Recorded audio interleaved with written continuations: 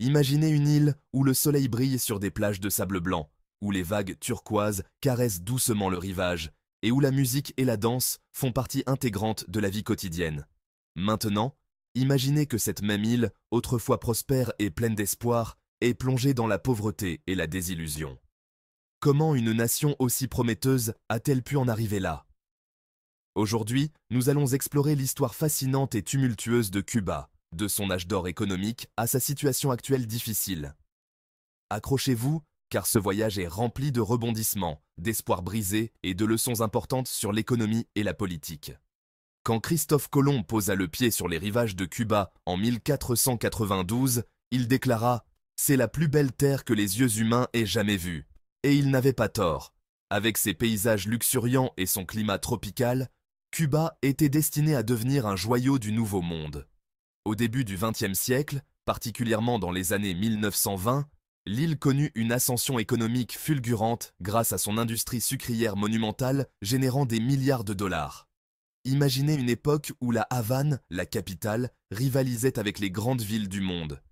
Les plages de classe mondiale et la proximité des États-Unis, une superpuissance avide d'évasion pendant la Prohibition, transformèrent Cuba en ce que les Américains appelaient 700 miles de terrain de jeu.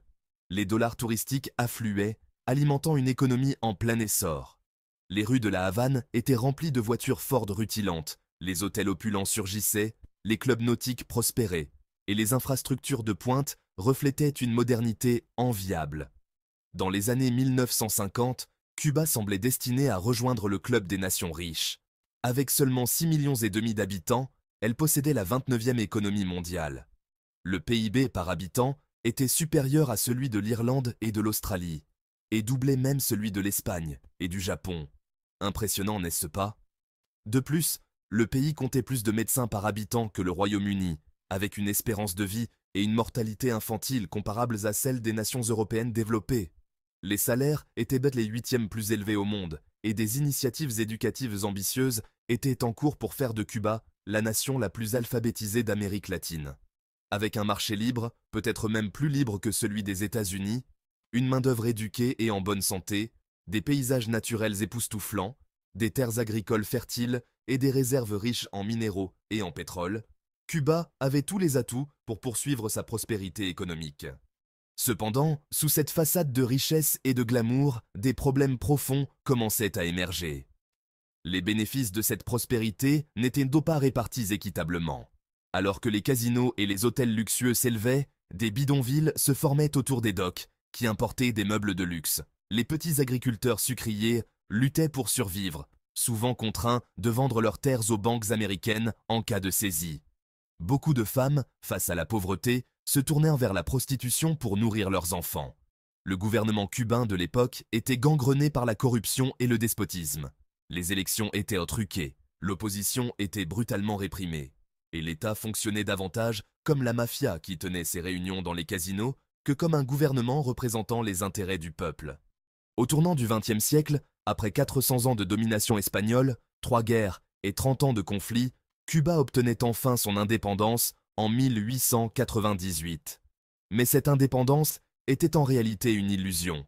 Les États-Unis, sous prétexte de soutenir la souveraineté cubaine dans la guerre hispano-américaine, s'assurant que Cuba devienne un État satellite, préservant ainsi leurs intérêts économiques, notamment dans l'industrie sucrière.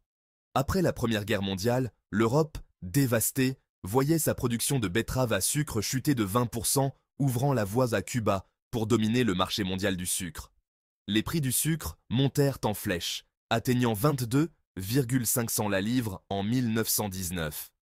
Cette année-là, l'économie cubaine fut inondée d'1 milliard de dollars, une somme supérieure au profit des 14 années précédentes combinées.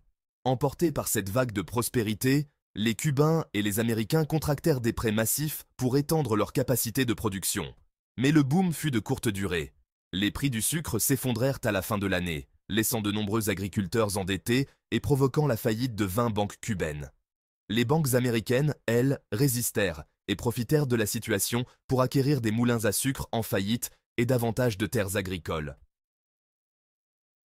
À la suite de ces événements, les Cubains ne possédaient plus que 20% de la production sucrière nationale, alimentant un ressentiment croissant envers les États-Unis. Malgré ce revers, l'économie cubaine reçut un nouvel élan grâce au tourisme. Entre 1914 et 1937, le nombre de touristes américains à Cuba fut multiplié par 6. Des investissements massifs dans des hôtels somptueux, des hippodromes gigantesques, des casinos, des restaurants et des infrastructures modernes transformèrent la Havane en une ville dynamique et prospère. Les dollars américains affluaient, mais encore une fois, cette richesse profitait à une minorité. Alors que les élites profitaient de la prospérité, la majorité des Cubains continuaient de souffrir. Les inégalités se creusaient et le gouvernement, de plus en plus corrompu, réprimait toute opposition. L'économie, trop dépendante du sucre et du tourisme, était vulnérable. La Grande Dépression des années 1930 frappa durement Cuba, exacerbant les tensions sociales et économiques. En 1958, Cuba était sous la dictature militaire sanglante de Fulgencio Batista depuis 6 ans. Le peuple, épuisé par la corruption et les inégalités, aspirait au changement. C'est dans ce contexte que Fidel Castro émergea comme le leader de la révolution. Initialement, Castro cacha ses aspirations communistes. Il s'entoura d'une coalition majoritairement social-démocrate et anticommuniste. Même la CIA était convaincue qu'il était un fort combattant anticommuniste. Une fois au pouvoir, en 1959, Castro dévoila progressivement ses véritables intentions. En 9 mois seulement, il mit en place des réformes radicales et adopta plus de 1500 nouvelles lois. Les salaires furent augmentés, les loyers réduits et les tarifs de l'électricité et du téléphone abaissés. La réforme agraire redistribua les terres aux travailleurs agricoles, nationalisant les exploitations dépassant une certaine taille. Cela signifiait que les énormes investissements américains étaient désormais sous le contrôle du gouvernement cubain. La signature d'un accord commercial avec l'Union soviétique en 1960, prévoyant l'achat de 20% du sucre cubain en échange de pétrole, de machines et d'assistance technique, fut la goutte d'eau qui fit déborder le vase pour les États-Unis. Lorsque les raffineries américaines à Cuba refusèrent de traiter le pétrole soviétique, Castro les nationalisa immédiatement. En réponse, les États-Unis annulèrent le quota sucrier, un accord crucial pour l'économie cubaine. Furieux, Castro saisit tous les actifs américains restant sur l'île, y compris les compagnies pétrolières, les banques, les hôtels et les entreprises sucrières. Les relations diplomatiques furent rompues, et les États-Unis entreprirent une série d'opérations contre Castro, dont l'invasion de la baie des Cochons en 1961 et de multiples tentatives d'assassinat. En 1962, le président John F. Kennedy imposa un embargo total sur les marchandises cubaines, isolant Cuba du commerce avec le monde occidental. Cet embargo, toujours en vigueur aujourd'hui, força Cuba à se tourner davantage vers l'Union soviétique, qui commença à déployer secrètement des missiles nucléaires sur l'île, menant à la crise des missiles de Cuba en octobre 1962. Le monde frôla alors la guerre nucléaire. C'est également à cette époque que Castro annonça officiellement que la révolution cubaine était socialiste. Les nationalisations successives érodèrent les fondations de l'économie de marché, plaçant tous les secteurs sous le contrôle direct de l'État. Les années suivantes furent marquées par de nombreux défis. L'absence de planification détaillée, comme celle pratiquée en Union soviétique, entraîna des goulots d'étranglement dans l'économie. Les matières premières devinrent indisponibles, les usines manquaient de composants essentiels et l'entretien était souvent négligé. Les incitations morales remplacèrent les incitations matérielles, réduisant la motivation des travailleurs. Une étude en 1968 révéla que jusqu'à 50% de la productivité journalière était perdue. De plus, la fuite des cadres et des professionnels après la Révolution laissa un vide dans la gestion des industries, désormais dirigées par des loyalistes sans expertise. L'économie se contracta avec une baisse de 23% de la production agricole en 5 ans. Malgré ces défis, Cuba connut un bref âge d'or socialiste dans les années 1970.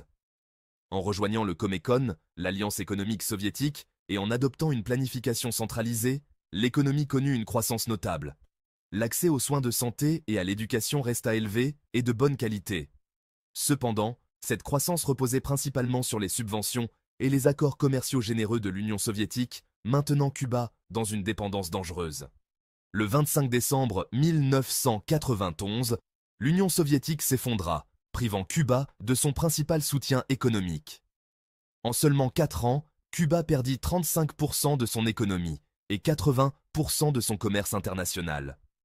Les pénuries alimentaires devinrent courantes, l'électricité était rare et la population souffrait de malnutrition.